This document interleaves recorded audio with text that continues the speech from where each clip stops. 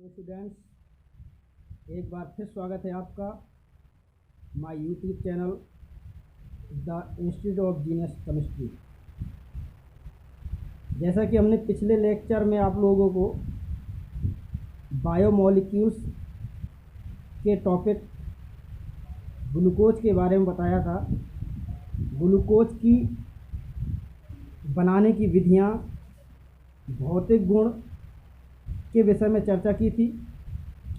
आज हम लोग ग्लूकोज के ही रासायनिक गुण, कौन कौन से रासायनिक गुण होते हैं, किसके साथ क्या अभिक्रिया करके क्या प्रोडक्ट बनाता है, उसकी चर्चा करेंगे।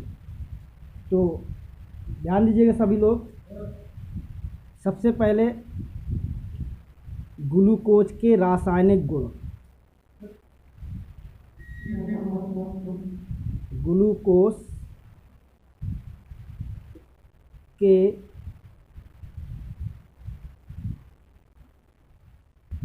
रासायनिक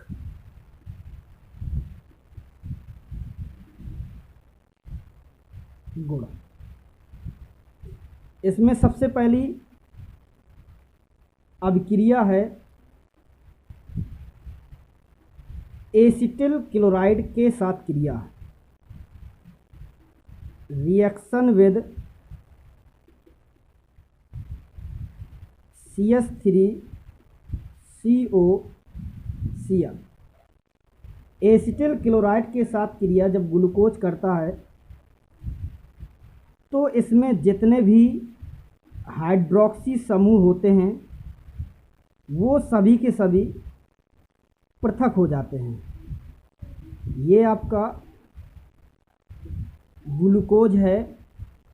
जब इस ग्लूकोज की क्रिया 5CH3COCl के साथ कराते हैं तो यहाँ पर जितने भी आपके H हैं, इधर H है हाइड्रोक्सी समूह का, यहाँ पर H है, ये सभी H आपके रिमूव हो करके HCl बनाते हैं।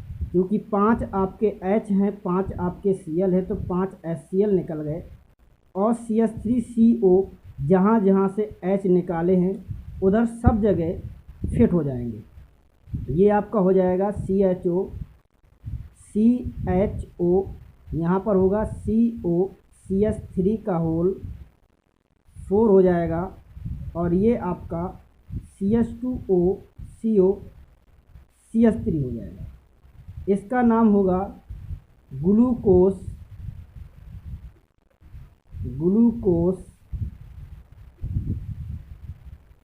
पेंटा एसीटेट।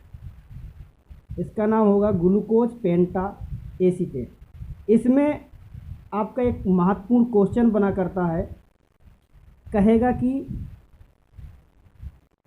कैसे सिद्ध करोगे, कैसे सिद्ध करोगे कि ग्लूकोज में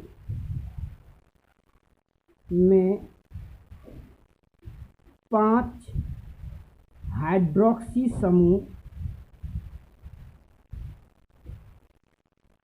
पाए जाते हैं।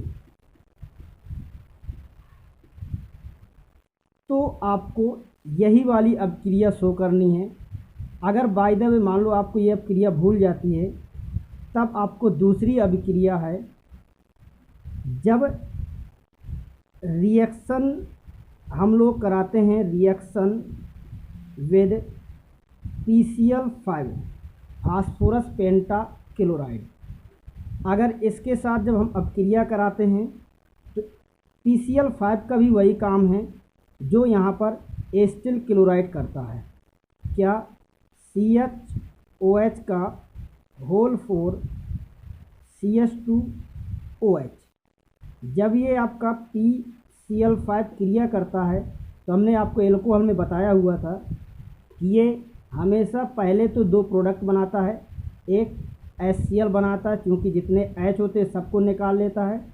इसके बाद ये PO Cl3 फास्फोरिल क्लोराइड बनाता है इसके बाद जितना भी आपका OH निकल गया सब जगह Cl आपके लग जाते हैं। यहाँ पर हमें 5 लेना पड़ेगा, तो 5 आपका यहाँ भी हो जाएगा और 5 आपके HCl निकलेंगे। तब ये आपका हो जाएगा CHO CH Cl का 4 और ये हो जाएगा CH2Cl। इसका नाम होता है पेंटाक्लोरोग्लूकोज। पेंटाक्लोरोग्लूकोज। तो आप इन दो अभिक्रियाओं के द्वारा इस क्वेश्चन को सॉल्व कर सकते हैं। आपकी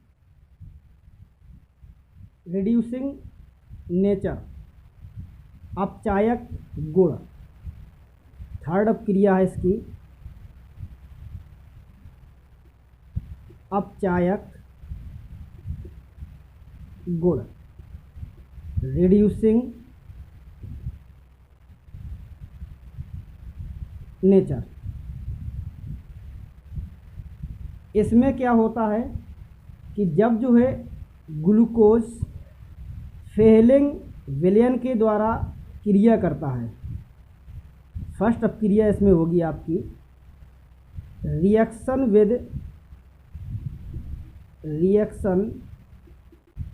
विद फेलिंग सॉल्यूशन,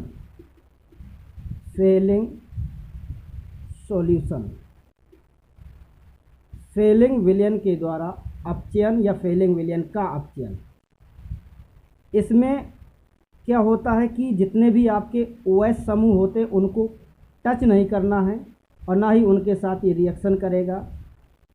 तो ये किसके साथ रिएक्शन करेगा? ये आपका जो एल्डिहाइड समूह है केवल उनके साथ ही रिएक्शन करेगा। ये क्वेश्चन भी आपका बहुत इम्पोर्टेंट है, कई बार पेपर में आपके पूछा गया है और लगभग आता ही रहता है ये क्वेश्चन। जब इसके साथ ये क्रिया करेगा, क्यूप्रिक ऑक्साइड है आपका, तो ये क्या करता है, एक ऑक्सीजन इसको दे देता है, ये आपका COOH में कन्वर्ट हो जाता है और ये आपका CHOH का 4 और ये आपका CH2OH वही रहता है और यहाँ पर जा कर के बनाता है Cu2O।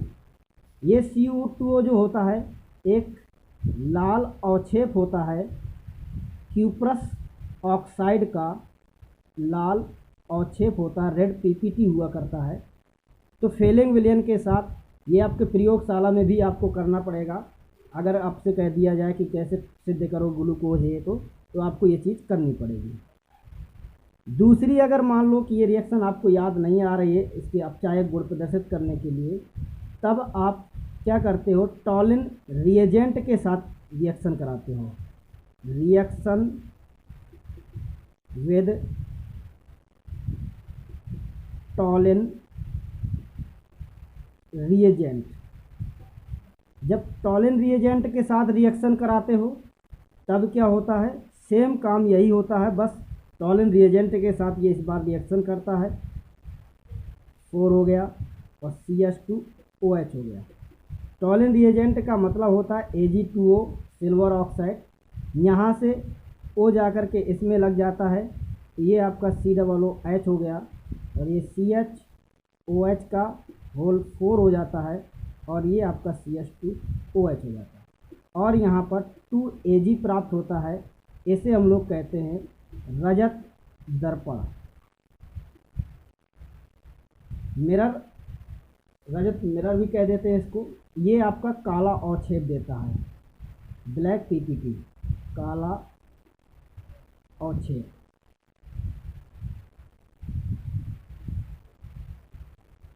अब ये दोनों ही आपके जो प्रोडक्ट हैं सेम बने हुए हैं, इसका नाम होता है ग्लूकोनिक एसिड बोलते हैं। इसको हम लोग ग्लूकोनिक एसिड बोला करते हैं और ये भी दोनों अभिक्रियाएं आप लोगों के लिए बहुत महत्वपूर्ण है। इसके बाद नेक्स्ट अभिक्रिया है आपकी ऑक्सीकरण।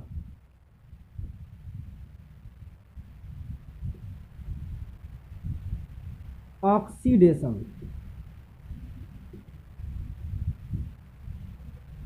ऑक्सीडेशन में क्या होता है कि कंसंट्रेटेड HNO3 के साथ क्रिया होती है। CHOH का होल 4 CH2OH ऑक्सीडेशन होता है। यहाँ पर कंसनट्रेटेड HNO3 लेते हैं तो ये आपका क्या करता है, यहाँ भी आपका एसिड लगा देता है, यहाँ भी एसिड लगाता है। तो COOH CHOH का होल 4 और CH2COOH यहाँ भी आपका आ जाता है, ये हो जाएगा COOH। अब चूँकि दोनों तरफ आपके COOH लग गए हैं तो ये आपका कहलाया करता है ग्लूकेरिक एसिड, ग्लूकेरिक अम्ल। तो जब कंसनट्रेटेड HNO3 के साथ ऑक्सीडेशन कराते हैं तो ये प्राप्त होता है।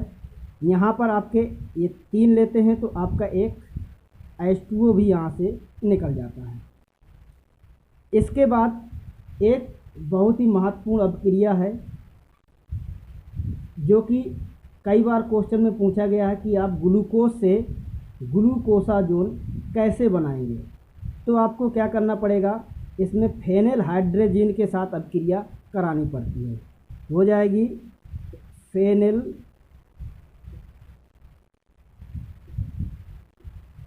हाइड्रोजीन के साथ क्रिया। बेटा ये चीज़ बहुत ध्यान से याद करिएगा क्योंकि ये क्वेश्चन आपको कई बार मिला है और कई बार आपके पेपर में आता है। तो इस चीज़ को बहुत बेहतर तरीके से बहुत ध्यान से समझिएगा। क्या सबसे पहला स्टेप होता है इसमें कि ग्लूकोज लेते हैं CHOH का 4 और CH2OH, इसकी रिएक्शन कराते हैं फेनिल हाइड्रोजीन से। तो H2NH C6H5 ये फेनिल हाइड्रोजीन है। यहाँ से ये ऑक्सीजन निकलता है, यहाँ से H2 निकलता है तो H2O निकल जाता है। तब ये आपका CH double bond NH C6H5 बनता है। इसके बाद CHOH का 4 और CH2OH आता है। इसके बाद इसकी रिएक्शन हम लोग पुनः फेनिल हाइड्रोजीन से ही कराते हैं। जब फेनिल हाइड्रोजीन से फिर से रिएक्शन होगी प्लस H2NH C6H5, तब पहले क्या करता है कि ये आपका NH3 निकाला करता है। अब NH3 कैसे निकलेगा, यहाँ पर आपको CHOH एक बार आपको बाहर निकाल के रखना पड़ेगा, तब कहीं उससे तुम्हारा निकलेगा NH3 निकलता है और फिर निकलता है C6H5 NH2 निकलता है।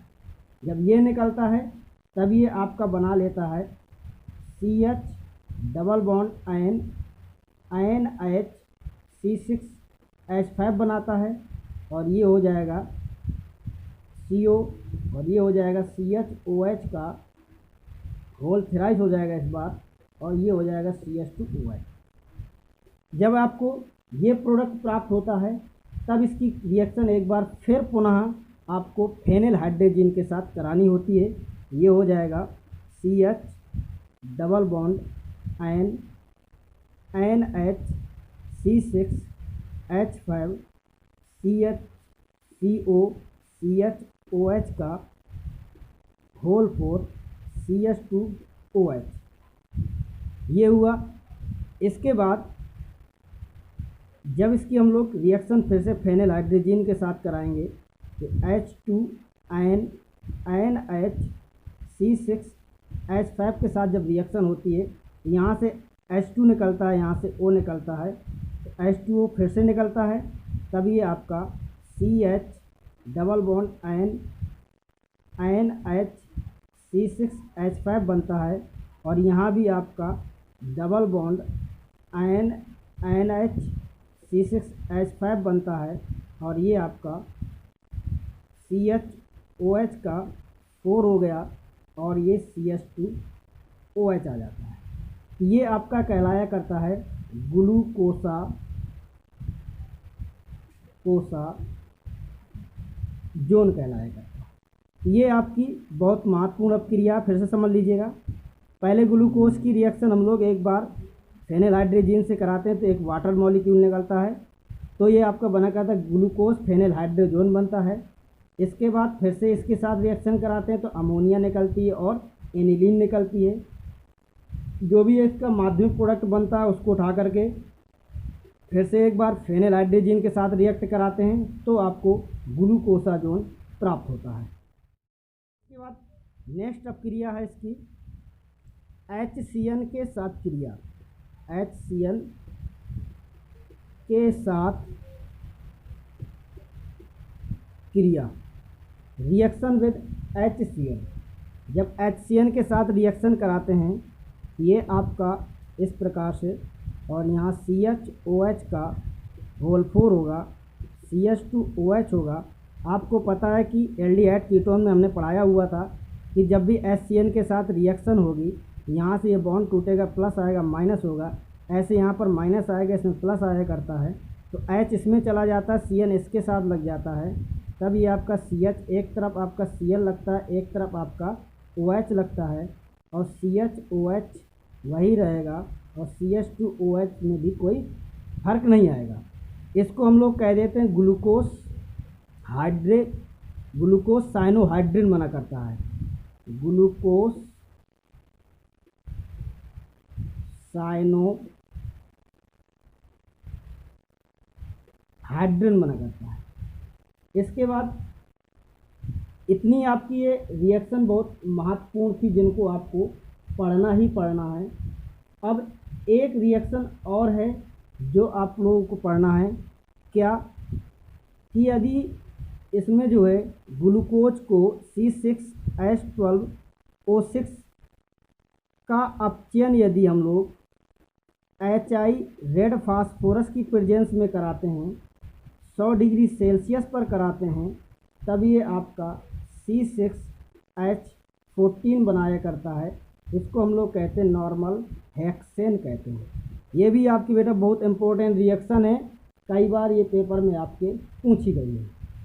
इसके बाद इसके कुछ उपयोग हैं जो कि आपको देखना है, ताकि जब आप प्रैक्टिकल करें तो प्रैक्टिकल में आपको इससे कुछ ना कुछ मदद मिलेगी। तो पहला होता है ये आपका औषधि के रूप में होता है। इसका प्रयोग जो है औषधि के रूप में हम लोग करते हैं। देखा होगा आप लोगों ने, कभी एनर्जी हमारे शरीर की नहीं रह जाती है तो हम लोग इसको पीते हैं, ग्लूकोन-डी वगैरह जो आया करते हैं मरीजों वगैरह को दिया जाता है। दूसरा इसका उपयोग है कि विटामिन सी जो होता है, विटामिन सी के संश्लेषण में भी इसको प्रयोग किया जाता है, विटामिन सी के संश्लेषण में।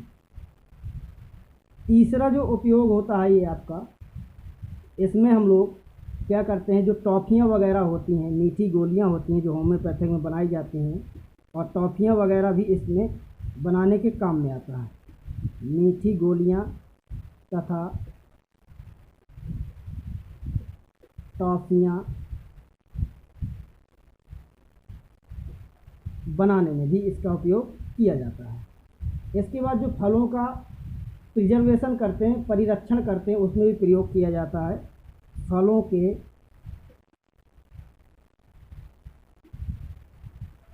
परिरक्षण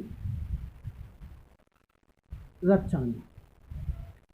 इसके बाद इसकी कुछ संरचनाएं हैं जो आपको कभी कभी हो सकता है पूछी जा सकती हैं। संरचना में इसकी एक साइक्लिक संरचना है जो कि हैवर्थ नामक वैज्ञानिक ने दिया था, उसको आपको बनाना है। यहाँ O हो जाएगा ये। इसके बाद इसमें आपको H, यहाँ OH लगाना है, यहाँ पर आपको H लगाना है, यहाँ OH लगाना है। इसके बाद अल्टरनेट कर देना है इसको H, और ये हो जाएगा OH, यहाँ H हो जाएगा, यहाँ पर आपको H लगा के CH2OH लगाना है। ये जो संरचना है आपकी, ये कहलाती है alpha D glucopyranose, alpha D glucopyranose. नोस कहलाती है। अगर यहाँ पर आप क्या करें, इस OH को ऊपर ले जाएं, यही आपका बीटा बन जाता है। अगर इस OH को आप ऊपर ले जाएं तो ये आपका बीटा हो जाता है। तो इसको आप लोग ध्यान रखिएगा। तो ये जितना भी आपका ग्लूकोज का पार्ट था उसको आपको बहुत ध्यान से समझना है, क्योंकि आपके पेपर में 30% कोर्स हटाया गया है, लेकिन आपको ग्लूकोज फ्रक्टोज नहीं हटाया गया। इसको आपको ज़रूर पढ़ना है। जिसने भी अभी तक हमारा चैनल सब्सक्राइब नहीं किया है तो सभी लोग अपना चैनल सब्सक्राइब कर लें, ताकि जो भी हम लोग वीडियो डालते हैं नोटिफिकेशन आपको मिल जाएगा। और हम लोगों को भी एक ये लगेगा, नहीं हमारे बच्चे जो पढ़ने का प्रयास कर रहे हैं तो हम लोग पढ़ाने में तो इंटरेस्ट आ जाता है। और इसीलिए हम लोग ये चीज़ करते हैं कि बच्चों के नुकसान ना हो। तो आप लोग इस चीज़ का विशेष ध्यान दीजिएगा। धन्यवाद।